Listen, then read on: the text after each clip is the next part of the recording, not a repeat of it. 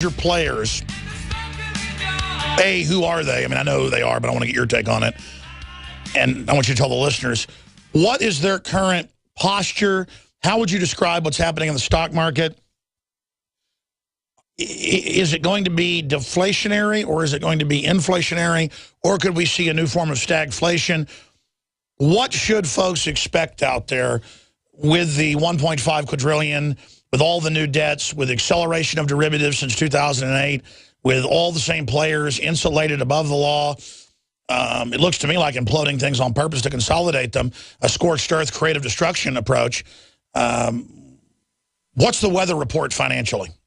Yeah, I mean, certainly that consolidation of wealth and that power and that capital, that leveraged capital, which was what is meant by all those derivatives, has been such a problem before the 2008 crisis, and it's always debt. It's always been this idea that if you push too much debt, whether it's the form of loans like they used to be back 100 years ago, or whether it's in the form of complex derivative securities that aren't regulated, that aren't transparent, that are off book, that even when we talk about the assets of a bank, we don't really know where all of the little ties to all of the offshore bank accounts are, because they're not really consolidated into the books that we are actually supporting at the end of the day with our deposits and with the FDIC insurance and all the government subsidies that go to these banks. So that's where we're at. And one of the reasons that currently the stock market is so high is not because the general American is feeling like they've had this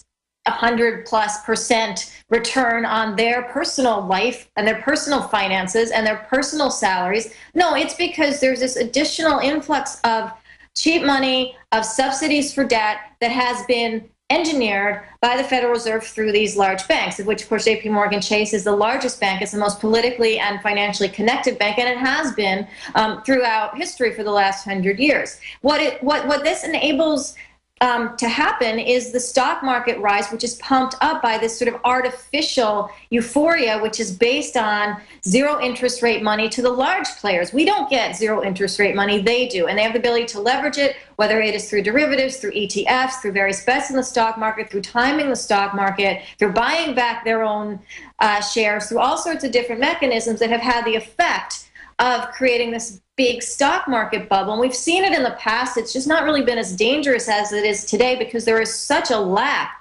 of understanding or restraint from the powers that be in Washington, from a regulatory perspective, from a policy perspective. This is continuing. And what's happening now is, because there's no accountability, no one's gone to jail, the fines that the Department of Justice has levied and the SEC has levied on these institutions are tiny. They're less than 0.5% of the assets of these big six banks, that they're a joke.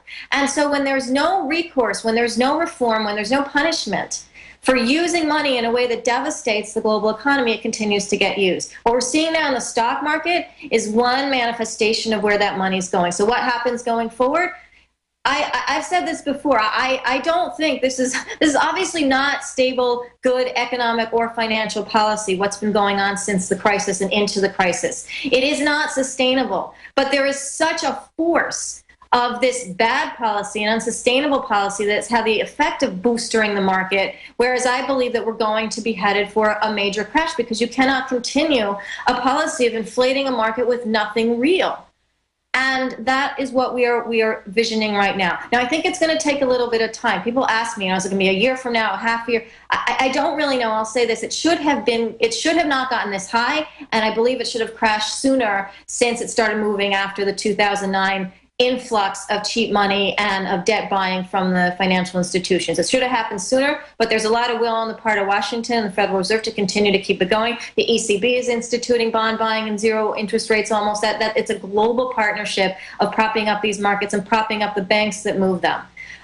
Therefore, from an investment perspective, I look at this being a period of volatility right now. In other words, it's going to go up and down like we've been seeing for a little while, with a tendency to go up because of this artificial support, and ultimately a very steep decline on the other side, because there's nothing real sustaining this support. And I think that's in a couple years. I think it could happen sooner if there's a major derivatives transaction or something that unwinds that all the banks are involved in. It's usually about credit or currency, so it might be related to the Ukraine. It might be related to somewhere in Latin America. There's a lot of chance that there are interdependencies and derivatives positions that these banks are intertwined in, as we see every time there's a crash, that is going on right now. And so there could be an external instigator, but right now there's a tremendous amount of artificial stimulus going into this financial globalization markets, and to the banks, into the stocks, and into the derivatives.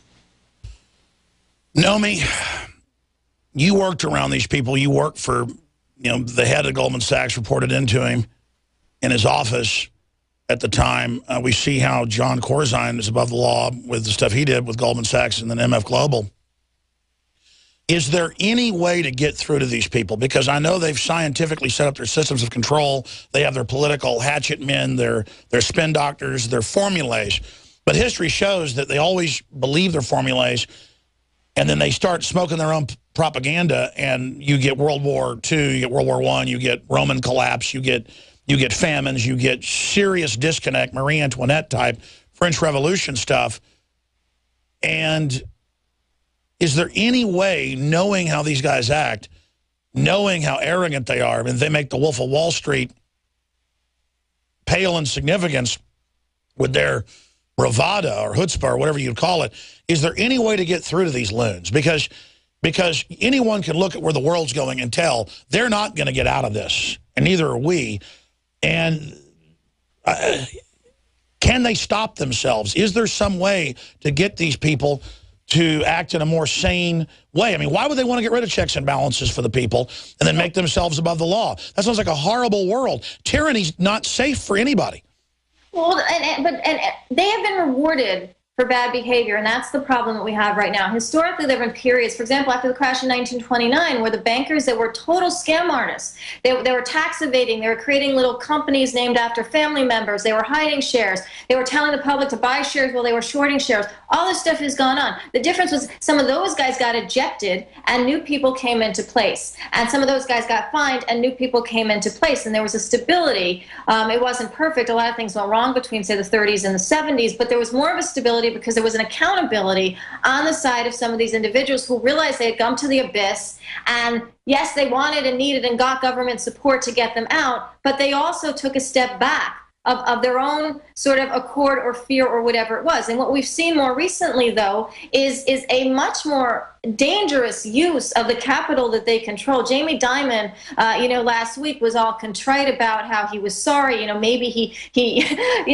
underestimated things. But this is after J.P. Morgan Chase, the bank, has paid all these fines, which to the public look like a lot, but to them are absolutely nothing. And it was probably after some media consultation that someone told him, look, you're kind of being, just so you know, in case you didn't realize, people think you're a jerk and try to be nice. And then he did. And then all of a sudden the media was all over him saying he was sorry. And that was somehow good. And we've moved on. But the thing is, that's all just words. The behavior hasn't changed. The bets internally haven't changed. The structure of the banks haven't changed. They've been rewarded by, and J.P. Morgan Chase in particular has been rewarded by allowing itself to buy Bear Stearns, Washington Mutual, having the government support, having the federal connections, and it continues on. So what needs to happen for these guys to wake up? They buy their own story.